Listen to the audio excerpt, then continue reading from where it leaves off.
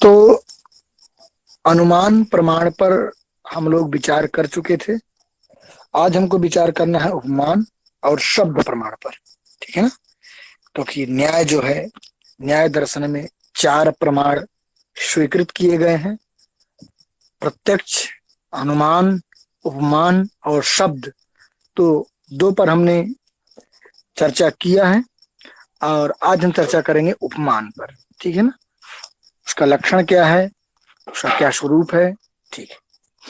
तो अतिदेश वाक्यार्थ स्मरण सहकृतम गो सादृश्य विशिष्ट पिंड ज्ञानम उपमानम। ठीक है ना। तो देखिए, यहां पर इन्होंने सीधे उपमान का लक्षण दे दिया है। अतिदेश वाक्यार्थ स्मरण। कोई अतिदेश वाक्य, अतिदेश का मतलब क्या होता है?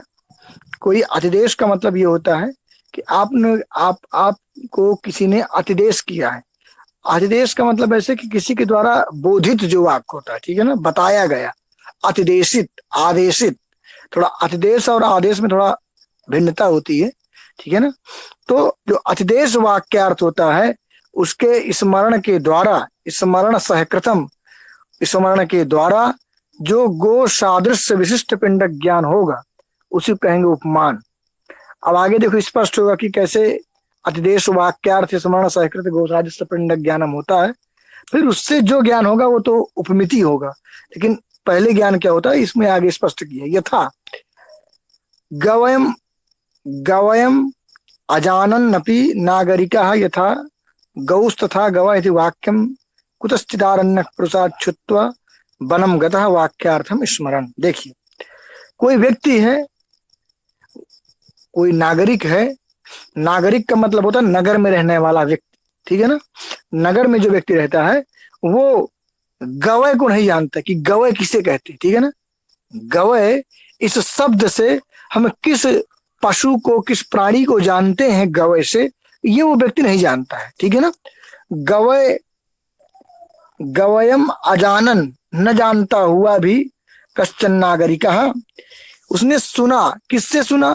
किसी आरण्यक पुरुष से, अरण्य में रहने वाले किसी व्यक्ति से, जंगल में रहने वाले किसी व्यक्ति से सुना कि यथा गौस तथा गवाह, अर्थात गो सदृशः गवाह भवति। उसने ये सुना क्यों? क्योंकि वो गो देखा था, लेकिन उसने गवय को नहीं देखा। गवय शब्द से किस पशु को जानते, किस जानवर को जानते हैं।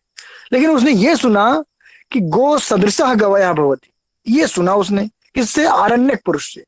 तो गो सदृशः गवयः इति वाक्यम कुतश्चित् आरण्यक पुरुषात् श्रुत्वा, सुन करके वन में गया। वन में गया वाक्यार्थम स्मरण करते हुए। यदा, जब वो स्मरण किया तो गो सादृश्य विशिष्ट पिंडम पश्यति, तो वो गो सदृश किसी पिंड अर्थात किसी पशु विशेष को देखता है जो गाय के सदृश ही था। ठीक है ना। गाय के सदृश ही किसी पिंड को देखता है। तदा क्या होता है? तदा वाक्यार्थ, तब उसको स्मरण आता है कि यार उसने बताया था कि यथा गौस तथा गवाह होता है, ये गो के सदृश ही है। ठीक है ना। गो के सदृश ही है। तो जब उसने ये देखा तो उसको स्मरण आता है कि वह जो बताया गया था, वाक्यार्थ स्मरण सहकृतम। जब वाक्यार्थ स्मरण हुआ तो वाक्यार्थ स्मरण के बाद उसको क्या ज्ञान होता है? गो सादृश्य विशिष्ट पिंड ज्ञानम, अर्थात इदम पिंडम अयम पशु गो सादृश्य विशिष्टम, ये ज्ञान होता है। ठीक है ना। गो सादृश्य विशिष्ट पिंड ज्ञानम होता है किसके? स्मरण करने के बाद जब ये ज्ञान हुआ कि यह जो है गो सादृश्य विशिष्ट पिंड ज्ञान है, ये उसको ज्ञान होता है, यही तो उपमान है। ठीक है ना। क्योंकि उसने बताया था कि गो सदृशः गवयः भवति, उसने स्मरण किया कि गो सदृशः बताया था तो ये भी गो सदृश है। तो जब इसको देखा तो जो ये ज्ञान होता है कि इदम अपि पिंडम गो सदृश विशिष्टम, ये जो ज्ञान होता है तो ये भी गो सदृश विशिष्ट है। ये जो ज्ञान होता है इसी को उपमान कहते हैं। इदम उपमानम, ये उपमान उपमिति का कारण होता है। किसका कारण होता है? उपमिति क्या होती है? इस उपमान ज्ञान के बाद आपको ज्ञान क्या होता है? गो सादृश्य विशिष्ट पिंड ज्ञानानंतरम अयम असौ गवय शब्द वाच्य तो जब आपको ये हो गया कि गो सदृश विशिष्ट पिंड ज्ञानम जातम तदनंतरम किम जातम, तो उसके बाद आपको क्या होगा, आप यही निर्धारित करेंगे कि अयम गवय शब्द वाच्य, अर्थात यह पशु, ये जो जीव है, ये प्राणी है, यही गवय शब्द वाच्य है। क्योंकि गवय शब्द वाच्य कौन था, गो सदृश था। गो सदृश ये है, आपको ज्ञान हो चुका है, तो आपने निर्धारित कर लिया जो एक निश्चयात्मक ज्ञान होगा, आपको जो परमात्मक ज्ञान होगा, यथार्थ ज्ञान होगा कि गोवय शब्द वाच्य पिंडा इति जो ज्ञान होगा। तो इसमें क्या हुआ, आपको संज्ञा पता था, संज्ञा क्या थी, गवय, उस संज्ञा का संगी कौन है आपको नहीं पता था। लेकिन आपको जब उपमान ज्ञान के द्वारा गो सदृशः गवया भवति, ये इसके ज्ञान के बाद आपने जो निर्धारित किया कि अयम इयम संज्ञा और अयम संगी, जो ये निर्धारण होता है, तो संज्ञा और संगी के संबंध का ज्ञान आपको हो गया इस गवय शब्द के द्वारा। यह पशुवाच्य, ठीक है ना। तो ये जो संज्ञा संबंध ज्ञान की जो प्रतीति होती है, जो ज्ञान है, संज्ञा संबंधी ज्ञान, संज्ञा संबंधी ज्ञान ही संज्ञा और संगी के मध्य का जो संबंध का ज्ञान है, इसी को हम उपमिति कहते हैं। और ये उपमिति ज्ञान होता है, वो आपका उपमान से होता है, ठीक है ना। सैव फलम, यही उपमान का फल है। इदम तु प्रत्यक्षानुमान, यह प्रत्यक्ष और उपमान से साध्य नहीं है, ठीक है ना। इसलिए प्रमाणांतरम उपमानम, इसलिए तावत् तृतीयम प्रमाणम स्वीकृतम उपमानम इति। अवगतम न वा अग्रे। अब तावत् अंतिमम तावत् प्रमाणम शब्द प्रमाणम। शब्द प्रमाणम अर्थात इत्यस्य किमस्ति स्वरूपम न्याय दर्शने तथा ग्रंथकारेण स्पष्टीकृतम यत् आप्त वाक्यम शब्दः।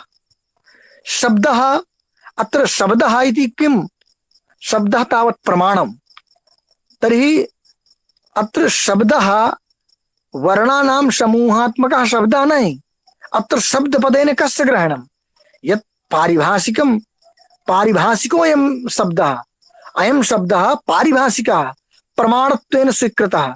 अर्थात शब्द प्रमाणम, यहाँ प्रमाणम इति न योजितम, किंतु आप योजित कर लीजिए, शब्दम शब्द लिखा है तो आपको जोड़ना है शब्द प्रमाणम।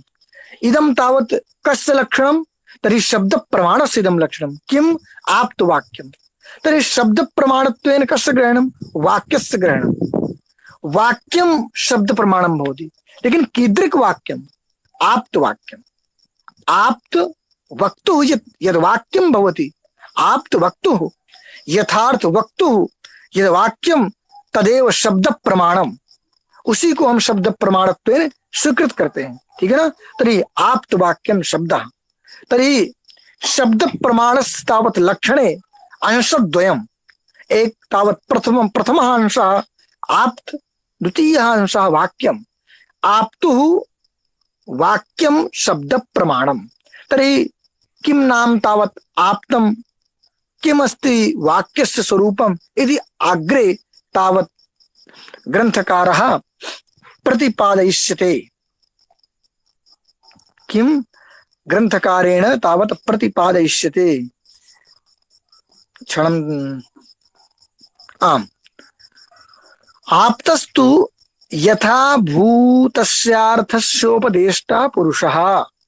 आप्तः कः, यथा भूतस्य, यथा वस्तुनः यादृशः स्वरूपः अस्ति, तस्य वस्तुनः तादृशम् एव वर्णनं करोति, तद् विषये तादृशं कथयति। अर्थात यादृशं श्रुतं, यादृशं ज्ञातं, यादृशं ज्ञातं तद विषये तद्वत् यः कथयति, सः आप्त पुरुषः। अवगतम न वा। हिंदी भाषायाम इदम वक्तव्यम, आपने जैसा देखा जैसा सुना तद्वत उसका प्रतिपादन करना आप्त। आजकल क्या है, सुनते कुछ है और दो हाथ जोड़ के और एक्स्ट्रा बता देते हैं, तो ये सब आप्त नहीं है। अस्माकं सांप्रतम अस्मिन् संसारे इतस्ततः ये प्राणिनः भ्रमन्ति ते न आप्ताः न सन्ति। क्यों? क्योंकि दो हाथ जोड़ के बोल रहे हैं। अवगतम। इसीलिए क्यों, यथा भूतस्य अर्थस्य उपदेष्टा, जैसा अर्थ है उसका वैसा ही उपदेश करे, वैसा ही उसको बतलाए, वही आप्त पुरुष कहलाता है। ठीक है ना। वाक्यम, वाक्यम, वाक्य की परिभाषा क्या है? तो आकांक्षा योग्यता सन्निधि मताम पदानाम समूह। तर्हि पदानाम समूह, पदानाम समूह वाक्यम भवति। वाक्ये तावत् पदानि भवन्ति, पदानामेव चयः समूहः आवलिः। ठीक है ना। यही समूह, पदों का जो समूह है वही क्या है? वाक्य। लेकिन कीदृशाम पदानाम तर्हि वक्तव्यम आकांक्षा योग्यता सन्निधि विशिष्टानाम, अर्थात पदेषु मध्ये, पदानाम मध्ये तावत् आकांक्षा योग्यता सन्निधि इति त्रयाणाम तत्वानाम तावत् आवश्यकम। ये तीन तत्व वहां जरूर होना चाहिए। ठीक है ना। परस्पर आकांक्षा होना चाहिए पदों में, योग्यता होनी चाहिए, परस्पर अन्वय की योग्यता होनी चाहिए। ठीक है ना। और सन्निधि होना चाहिए। तो आकांक्षा और योग्यता ये आगे स्पष्ट करेगा, ये अर्थ का विषय है कि शब्द का विषय है, क्योंकि सन्निधि तो शब्दों में होती है। सन्निधि क्या है? एक पदोच्चारण के बाद जो दूसरा पद का उच्चारण करेंगे उसको अव्यवहित उच्चारण करना पड़ेगा आपको। तो जो सन्निधि है वो शब्दों में होती है, किंतु जो योग्यता है वो अर्थों में होती है। आकांक्षा है वो चेतन का विषय, आगे सब स्पष्ट करेंगे। फिर जो गौण रूप से उसको शब्दों में ले आते हैं। ठीक है ना। अतएव अर्थात वाक्यम तु आकांक्षा योग्यता सन्निधिमताम पदानाम समूह इति स्वीकारादेव गौः अश्वः पुरुषः इति तावत् चतुर्णाम पदानाम अत्र चयः वर्तते। समूहात्मक चय है, गौ अश्वः पुरुषः मनुष्यः बालकः इति एतेषां पदानां तावत् समूहः वर्तते। अयं समूहः न वाक्यं। क्यों? एतेषु पदेषु मध्ये तावत् आकांक्षा नास्ति, आकांक्षा विरहात्। क्यों? परस्पर आकांक्षा ही नहीं। इनमें न गौ को अश्व की आकांक्षा है। ठीक है ना। तो परस्पर आकांक्षी ही नहीं है, परस्पर साकांक्षी ही नहीं है एक दूसरे के प्रति, तो उनमें परस्परान्वय ही नहीं होगा।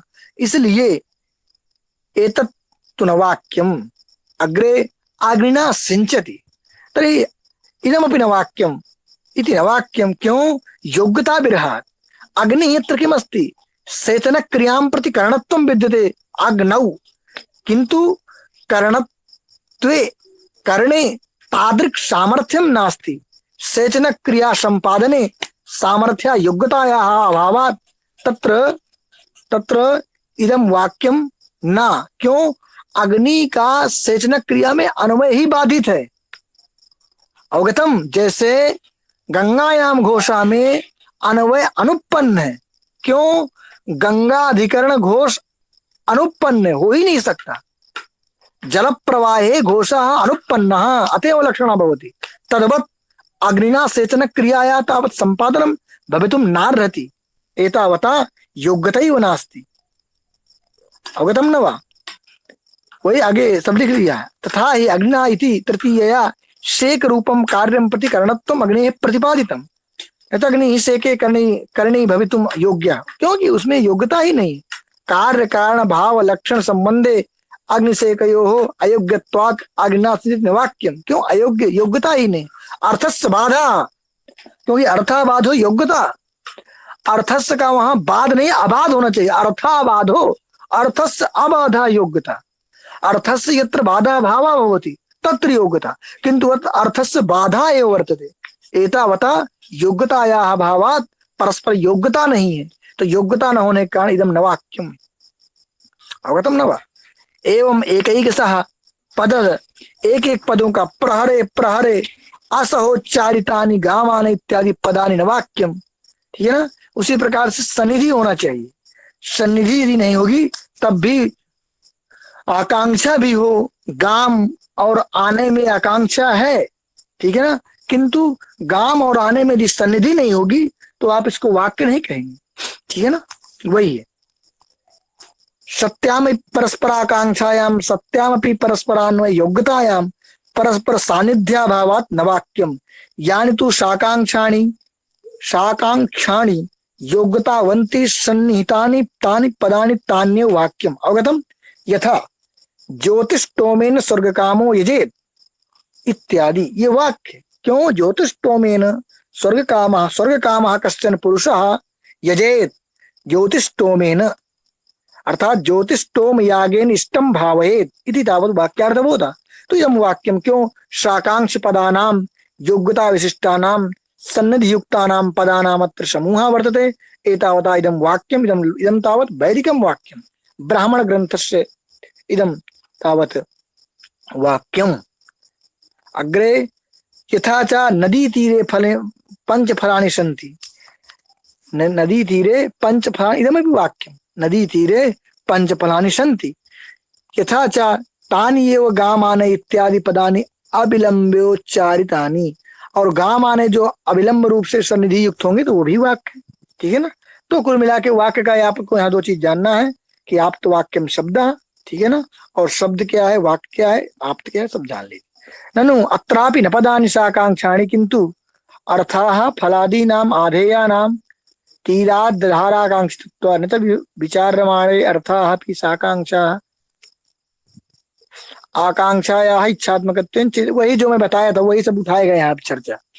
ननु अत्रापि न पदानि साकांक्षाणि, अत्रापि आपने कहा क्या? आपने जब वाक्य का लक्षण किया तो आपने कहा आकांक्षा योग्यता सन्निधि मताम पदा नाम समूह। आपने क्या कहा? आकांक्षा वाले पद होना चाहिए, योग्यता विशिष्ट पद होना चाहिए। तो जो विशेषण लगाया आपने, ये पदों के लगाया, ठीक है ना। तो पद तो साकांक्ष होते नहीं, अभी ये सब उठाएगा। अत्रापि पदानि साकांक्षाणि न पदानि साकांक्षाणि किंतु अर्था, अर्थों में आकांक्षा होती है। फलादि नाम, क्योंकि जो नदी तीरे नद्या तीरे व पंच फलानि सन्ति, तो फलादि नाम आधे, फल क्या है? आधे है, ठीक है ना। तो आधे को आधार की आकांक्षा होती है। तीरादि आकार आधाराकांक्षित्व, जो फल है वो आधे हैं, आधे को आधार की आकांक्षा होती है। तो अर्थ को अर्थ की आकांक्षा होती है, पदों की को पदों की आकांक्षा नहीं होती है। किसी पद को राम जो शब्द है, रा कारोत्तरवर्ती अकारोत्तरवर्ती मकारोत्तरवर्ती जो अत्व है, ये जो एतानुपूर्वी जो शब्द है, इस शब्द को किसी शब्द की आकांक्षा नहीं है, अर्थ को अर्थ की आकांक्षा होती है। और यदि पारमार्थिक दृष्टि से और देखोगे, विचार रमाणे तू अर्थापि न साकांक्षा, अर्थों में भी साकांक्षता नहीं होती है। क्यों? क्योंकि जो आकांक्षा है, इच्छा है, वो तो चेतन का धर्म है। समझ में कि नहीं? क्यों? क्योंकि जब आप पढ़ेंगे गुण चतुर्विंशति गुणाः, तो गुण में जो इच्छा होता है वो आत्मा का गुण है, ठीक है ना, इसलिए चेतन गुण है। सत्यम, आपने ठीक कहा, लेकिन गौण रूप से व्यवहार होता है, यहाँ स्पष्ट करेगा आगे। अर्थस्तावत स्वपद स्रोतरि अन्योन्य विषयाकांक्ष जनकत्वेन साकांक्षा उच्यन्ते। अर्थस्तावत, अर्थाः तावत स्वपद स्रोतरि, जब आप कोई पद सुनते हैं, ठीक है ना, पद आपने सुना, तो पद सुनने के बाद आपको अर्थ ज्ञान होता है, ठीक है ना। आप सबसे पहले आप क्या सुनते हैं? आप सीधे अर्थ में नहीं पहुंचते हैं। जैसे आप पहले सुनेंगे कोई ना कोई पदवा, मैंने शब्द ही ना सुनेंगे। जैसे सुनेंगे फल, तो फल शब्द सुनने के बाद फिर अर्थ ज्ञान होता है। तो अर्थास्तावत में लिख रहे हैं, स्वपद तत्संबंधी पद श्रोतर सुनने पर अन्योन्य विषय या आकांक्षा जनकत्वेन साकांक्षा उच्यन्ते। तो पद सुनने के बाद एक दूसरे के प्रति आकांक्षा की जनकता होती है। जब आप सुने फल पद, उसके बाद फलार्थक ज्ञान हुआ, अर्थ के बाद कि फला संति, लेकिन कुत्र संति, तो वो माने आकांक्षा के जनक होते हैं। यार फिर जब आप पद सुनते हैं, पद सुनने के बाद जो अर्थ होते हैं, तो जनकता अर्थों में होती है। एतावता अर्थस्ता, वही लिखा, अर्थाः तावत स्वपद स्रोतरि अन्योन्य परस्पर विषय आकांक्षा जनकत्वेन। परस्पर जब अर्थ सुनते हैं तभी आपको, जैसे आपने सुना कि राज्ञः राज्ञः, तो आपने क्या राजा पद, राज्ञा सुना पद, पद के बाद राजा किसी पुरुष का स्मरण, राजा का स्मरण हुआ, राजा का अर्थ राज्ञा का अर्थ हुआ राजा का, तो आपको अर्थ के बाद आकांक्षा क्या, तो फिर आपको पुरुष इत्यादि पदों में जो आकांक्षा होती है, यही अर्थ की, अर्थ ही आकांक्षा का जनक होता है। अर्थ क्या होता है? आकांक्षा का जनक होता है, इसीलिए उसने लिख दिया, इसीलिए उसको क्या कहते हैं, साकांक्ष। अर्थात तावत स्वपद सोतरी अन्योन्य विषया साकांक्षा जनकत्वेन साकांक्षा ही इति उच्यन्ते। और तद्द्वारेण अर्थद्वारेण तत्प्रादि और तत्प्रतिपादक शब्दों को हम साकांक्ष बोल देते हैं। अवगतम न वा? तद्द्वारेण आकांक्षा जनकत्वेन, आकांक्षा की जो जनकता है, जो कारणता है, ध्यान देना बात को। आकांक्षा हमको जो हमारे मन में जो आकांक्षा होती है वो अर्थ के सुनने के बाद ही होती है। अवगतम? इसलिए अर्थ जनकत्वेन साकांक्ष हम किसको बोल देते हैं, अर्थ को। अर्थ जनकत्वेन अर्थ कारण वो माने आकांक्षा जनकत्वेन आकांक्षा का जनक होने से साकांक्षा अर्था उच्यन्ते। और तद्वारेण अर्थद्वारेण तत्प्रतिपादिकानि पदानि अपि साकांक्षाणि इति उपचर्यन्ते प्रयोग किया। वो उपचार है, आरोपित व्यवहार है। उपचार का मतलब क्या होता है, आरोपित व्यवहार, कल्पित व्यवहार, ठीक है ना। यदवा पदानि एव अर्थान प्रतिपाद अर्थांतर विषयाकांक्षा जनकान इति उपचारात साकांक्षाणि पदानि, वही जो मैं बताया। क्योंकि पदानि, पदों को ही सबसे पहले पद ही आते हैं। आपके श्रवणेन्द्रिय का विषय कौन बनता है, शब्द बनता है। तो पदानि एव अर्थान प्रतिपाद, पदों को जब सुनते हैं तो अर्थों का ज्ञान होता है। तो पदानि एव अर्थान प्रतिपाद, प्रतिपादन करके अर्थांतर माने दूसरे अर्थ के विषय की आकांक्षा के जनक होते हैं। तो कहीं ना कहीं पद में आई कारणता, परंपरा की नहीं आई, परंपराया एतावता उपचारात साकांक्षाणि पदानि इति अस्माभिः उच्यते। इसलिए हमने कह दिया है आकांक्षा योग्यता सन्निधि मताम पदानाम चयः वाक्यम। अवगतम? एवं अर्थाः साकांक्षाः परस्परान्वय योग्याः तद्द्वारेण पदानि अपि परस्परान्वय योग्यानि तुच्यन्ते नास्ति कश्चन दोषः। सन्निहितत्वम, मैं वही बताया था, सन्निधि जो विषय वो पदों का होता है, लिख दिया है। सन्निहितत्वम तु पदानाम एकेनैव पुंसा अविलंबेनोच्चारितत्वम तच्च साक्षादेव पदेषु संभवति। किम, वह तो साक्षात पदों में ही संभव होता है। क्या संभव होता है, सन्निहितत्व, सामीप्यत्व, और कह सकते हैं समीपत्व जिसको बोलते हैं, सामीप्य, ठीक है ना। जो सामीप्य धर्म है, ठीक है ना, जो सन्निधि है, जो सानिध्य है, जो सामीप्य है, वो धर्म जो पदों का होता है, ठीक है ना। तो सन्निहितत्वम तो पदानाम, एक ही पुरुष के द्वारा अविलंबेन उच्चारित जो पद होते हैं उन्हीं में आपस में जो धर्म होता है वो क्या होता है, उसी को कहते हैं सामीप। नार्थ द्वारा, साक्षात पदों में होता है। तेन अयम अर्थः संपन्नः अर्थ प्रतिपादन द्वारा श्रोतुः पदांतर विषया अर्थांतर विषयाम व आकांक्षाम जनयताम प्रतीयमान परस्परान्वय योग्यता योग्यार्थ प्रतिपादका नाम सन्निहिता नाम पदा नाम समूह वाक्य। वही जो पूर्व में बताया गया उसी को आपको यहाँ पर एक वाक्य में उन्होंने वाक्य की परिभाषा दी है। लेकिन आपको दो तीन चीजें यहाँ स्पष्ट रूप से ध्यान रखना है। क्या, आकांक्षा चेतन का धर्म होता है, लेकिन आकांक्षा की जो जनकता है, मैं साठ में बता दे रहा हूँ एकदम स्पष्ट रूप से, आकांक्षा इच्छात्मक होती है, चेतन का धर्म होता है। लेकिन आकांक्षा की जो जनकता है, जो कारणता है, वो अर्थ में होती है। तद द्वारा पद को हम साकांक्ष कहते हैं, क्योंकि सर्वप्रथम हमारे श्रवणेन्द्रिय का विषय शब्द ही बनते हैं, पद ही बनते हैं। तो परंपरा कहीं ना कहीं उनमें भी कारणता है। अतएव साकांक्षाणि पदानि इति ग्रंथकारेण तावत उक्तम, ठीक है ना।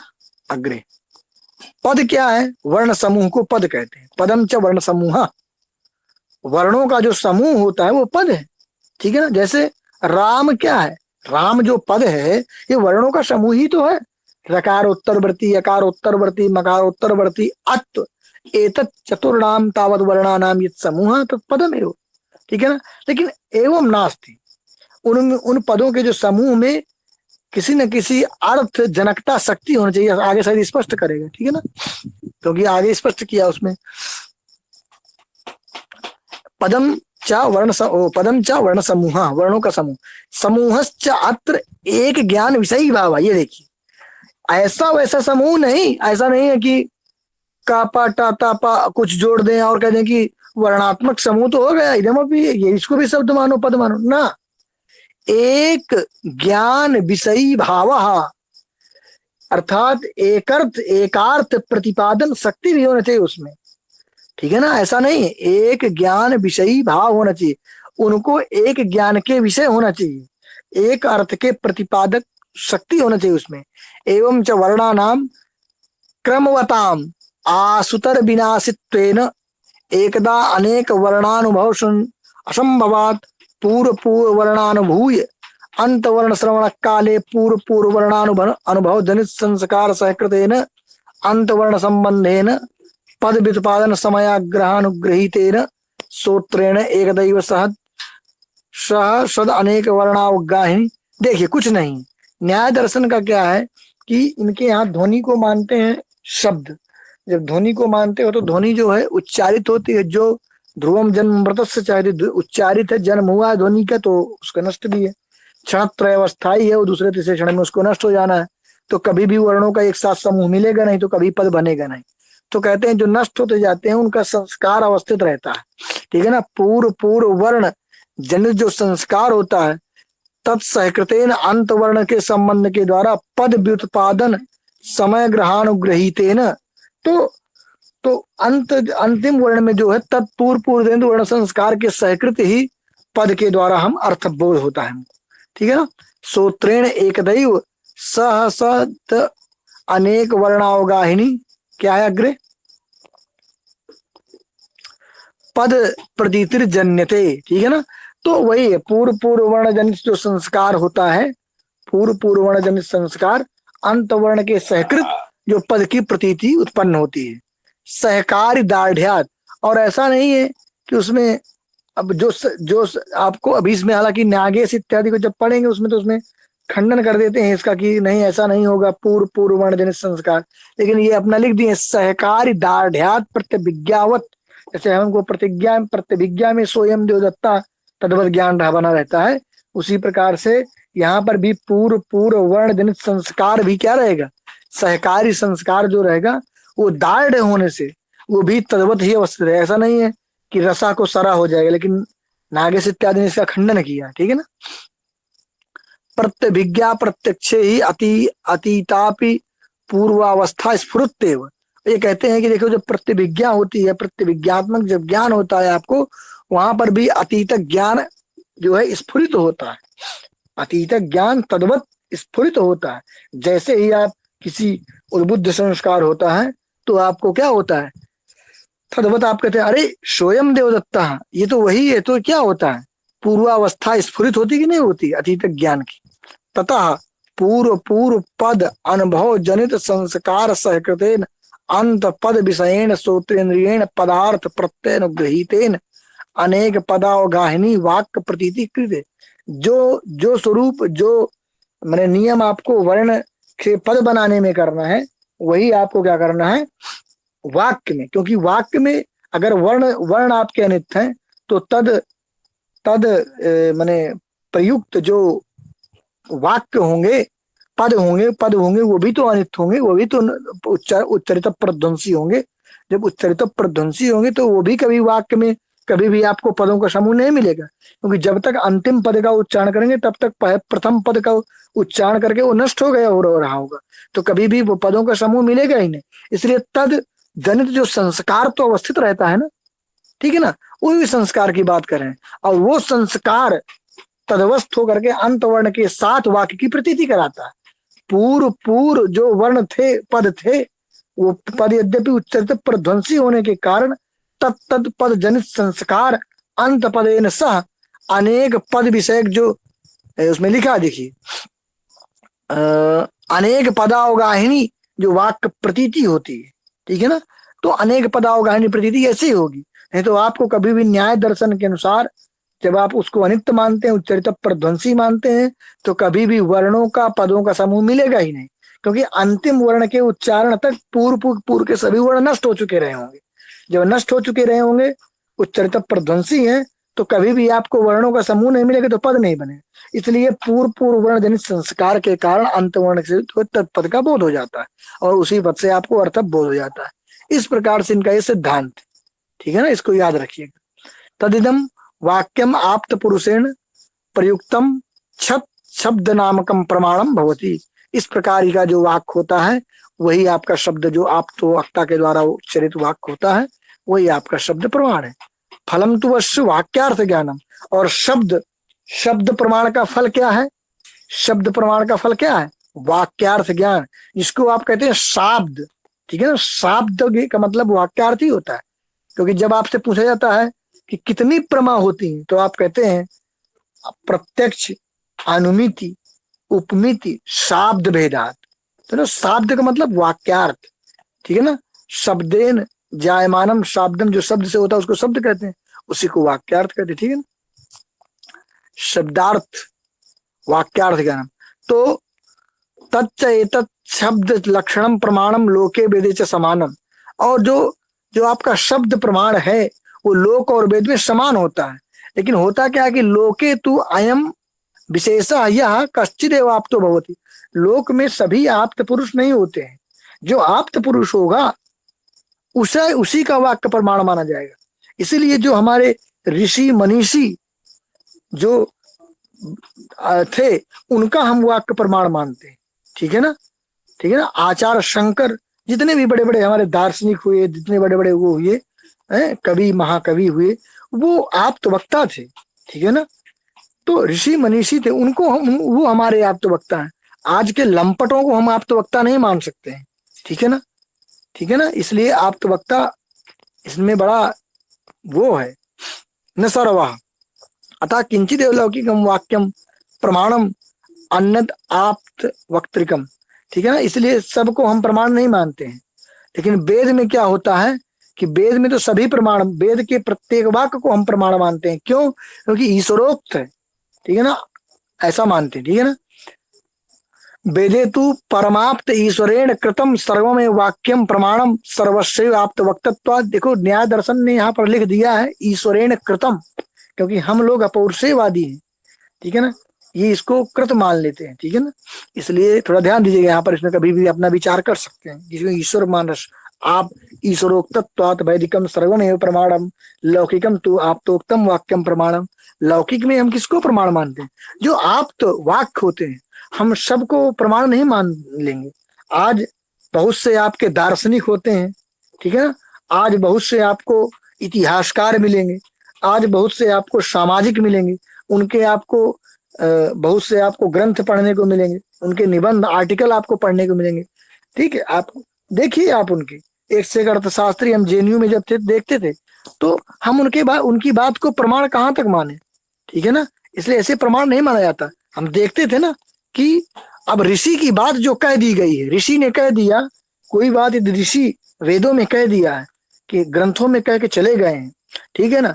वो ऋषि जो आज तक कभी अन्न के पीछे नहीं दौड़े हैं, जिन्होंने अपना पूरा जीवन अरण्य में बिता दिया है, ठीक है ना, सिर्फ भगवत भजन में जिन्होंने बिता दिया है, इस संसार से दूर थे, माया से दूर थे, न कोई भोग विलास कुछ नहीं, उसकी बात कहते हैं गलत है। और जो तुम दिन भर जो है अय्याशी करते हो, भोग विलास करते हो, और क्या कहें किस प्रकार के तुम जो है दुराचार करते हो। वहां तो सर हमारे बोलते थे कि दिन भर तुम बीड़ी सिगरेट लगाते हो और कहते हो कि इदम सत्यम, हम जो कह रहे हैं ये साइंटिफिक नहीं, दिस इज नॉट साइंटिफिक। आप इस प्रकार से कह के उनकी बात को जो है अतार्किक कहते हो, ये अतार्किक इसलिए हम इसको मान नहीं सकते। अरे आप ये भी तो कह सकते हैं कि अस्माकम तावत सामर्थ्यम नास्ति तद अधिगमे, उसको समझने में हमारा सामर्थ्य नहीं है। लेकिन किसी बात को अतार्किक कह के और उसको निरस्त कर देना, ये मेरे दृष्टि में उचिततर नहीं है, ना उचिततम है, ना उचित है, ठीक है ना। इसलिए अस्माकम तत् सामर्थ्यम नास्ति, ठीक है। वेद वाक्यों के वाक्यार्थ का अनुशीलन परिशीलन करने का हमारा सामर्थ्य ही नहीं है, और हम कह देते हैं कि नहीं ये तो बकवास की चीज है, ठीक है ना। चलिए